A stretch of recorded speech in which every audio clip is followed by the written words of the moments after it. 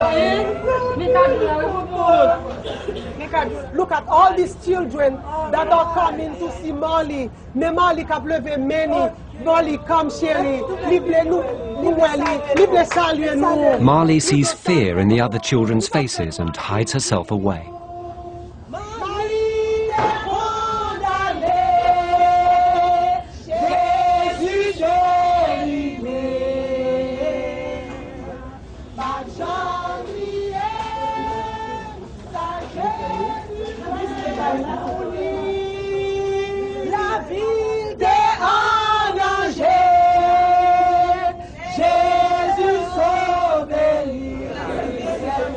At last, she's coaxed out to be presented to her visitors.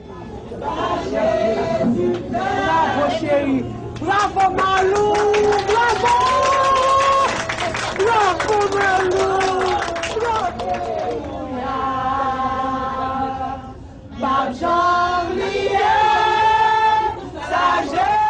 Although she overcomes one ordeal, she has a bigger one to face.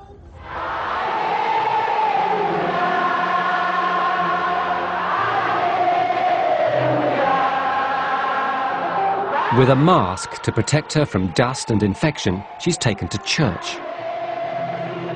Her mother wants to tell the people of Haiti the miracle of Marley.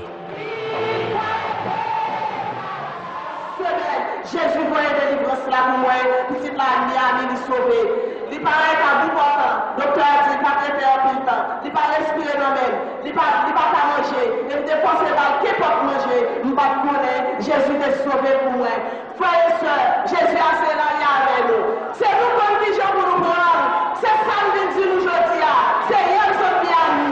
Moi, je dis comme qui dit le savez que Jésus est la vie avec nous.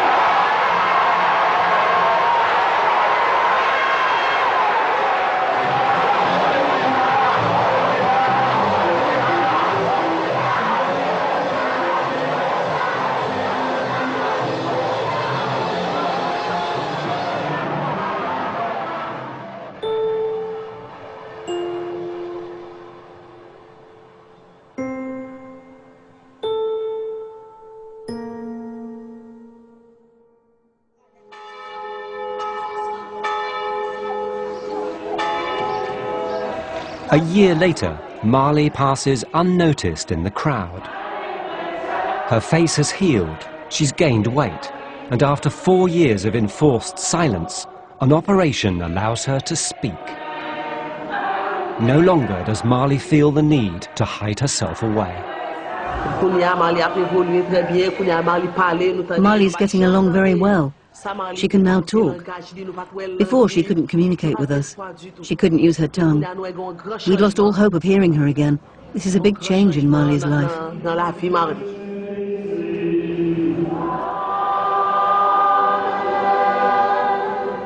At last, Marley can tell her own story. It was so painful. I could feel my face was swollen with blood. It was so big it reached down to my stomach. When everyone else was eating, I couldn't because my throat was so small. I couldn't hear or see properly, and no one could understand what was happening to me.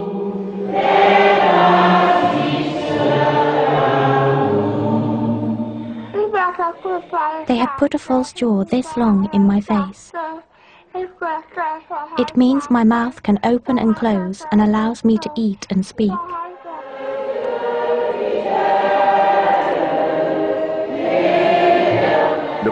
She is proud of herself now. She sees that she is somebody. There has been such a transformation since the operation. And that transformation has had an effect not only on her, but also on us. It's her face which was big. Her mind was fine. She's always been mentally strong. She never lost her mind.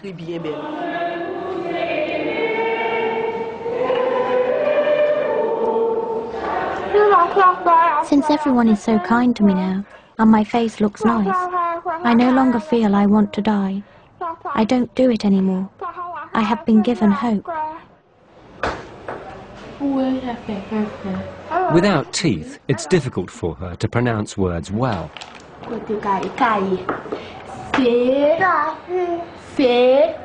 But her family and friends can easily understand what she's saying.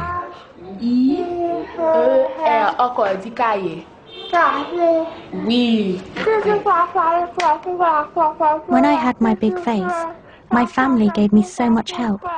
My sisters sang to me. They included me in everything that they did. They used to dance with me and always showed me how much they loved me. They have always been with me. Now Stellicy helps me writing, playing school with me. The extremes of her illness lost Marley 4 years of education. With her sister's help, she's catching up fast.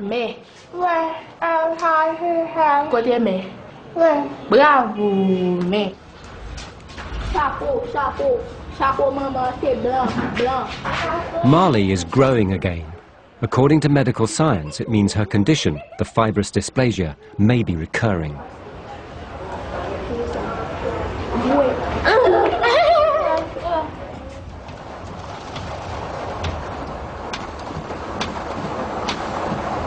Dr. Gomez has called her back to the hospital for a checkup.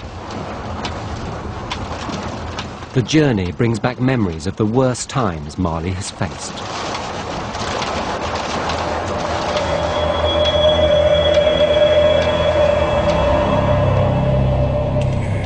Looking back, it was such a nightmare for me.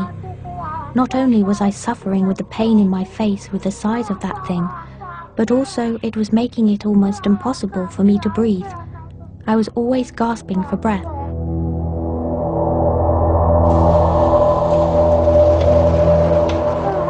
On the left side of my face, the lesion was pushing against my eye and blinding me. I thought I would lose my sight. It was a nightmare.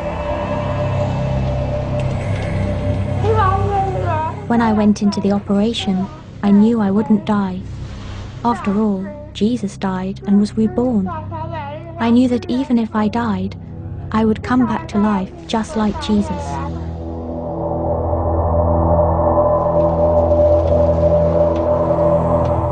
When I saw my face in the mirror after the operation, I cried because I saw that Dr. Gomez had cut my face, and it wasn't the same anymore. But it was no longer big. It wasn't the face I was born with, but it was getting normal again.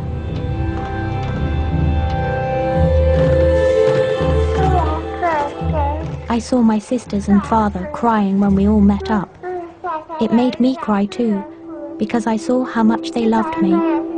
They have always loved me. When I came back to Haiti, there was a girl who was scared of me and didn't want to look at me. I ran back into the house, into the room where I had lived with my big face. But when I came out, I saw that people did like me. Of course, people saw the difference. They just hadn't looked at me properly. I felt better when they kissed me. But Marley's long nightmare is not yet over.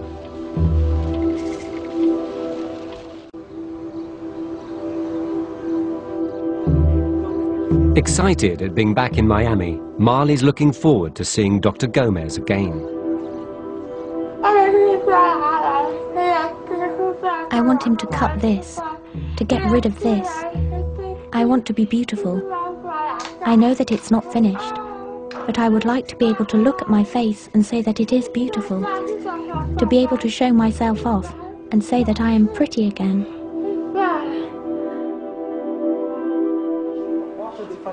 It's 6 months since Marley last saw Dr. Jesus Gomez.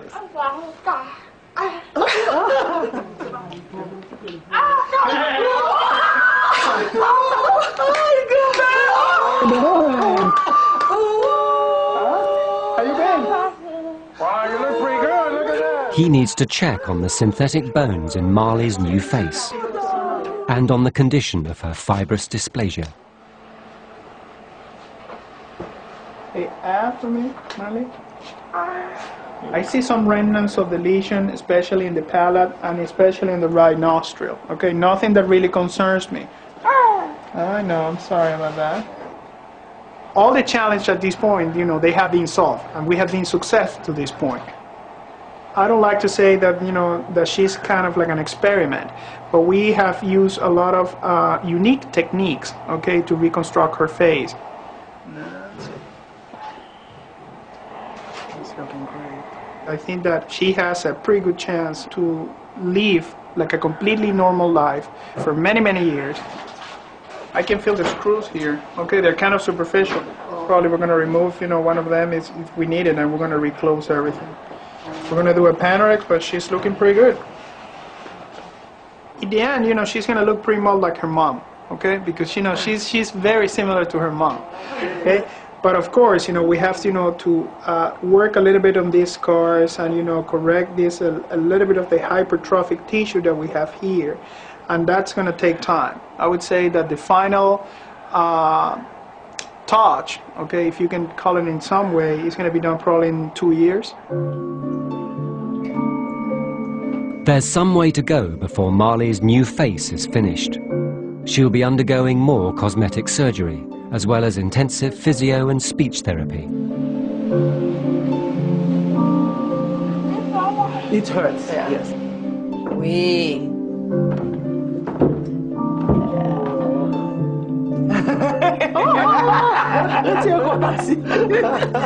At the same time that we carve the palate, we're going to be able to recreate a little bit of the columella. That is the portion of, you know, this portion of the nose. Also, we're going to remove all these, you know, scar band. This is called a hypertrophic scar. Dr. Gomez, you in here too? Right inside. All right, just sit there here. Mom, we got everybody here. Everybody here. Everybody here. But he has to smile. Everybody looks so pretty except me.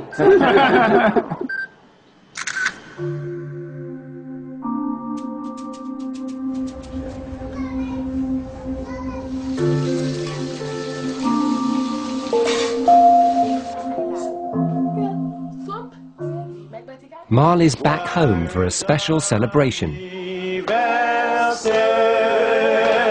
She has lots of visitors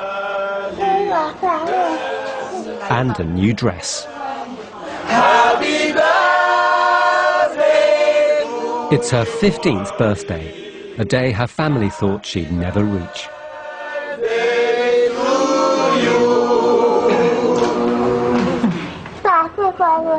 Thank you very much.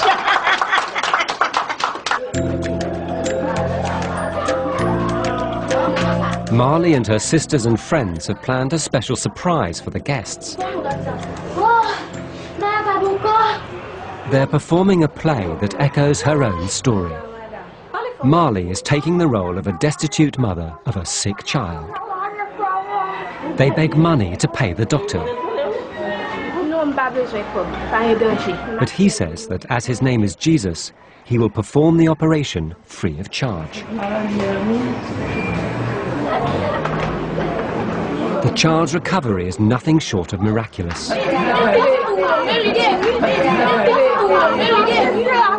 And Mother Marley gives thanks for the surgeon Jesus.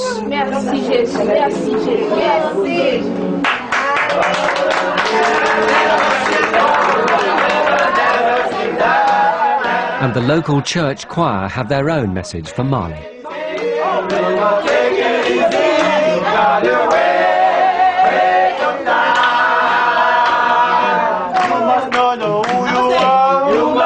Marley's invincible courage and faith have brought her through her terrible ordeal.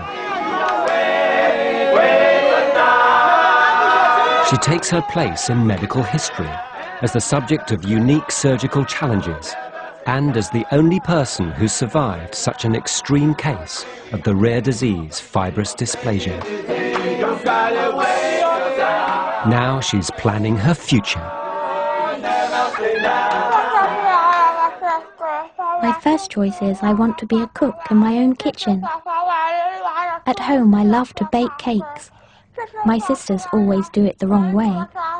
I laugh at them because they get it wrong and often burn their fingers. Marley is the best cook.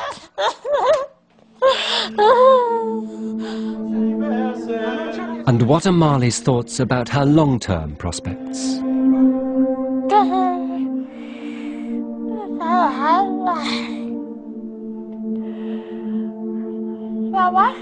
I don't know what to say. I don't know if anyone will want to marry me. If I ever have children, I don't know.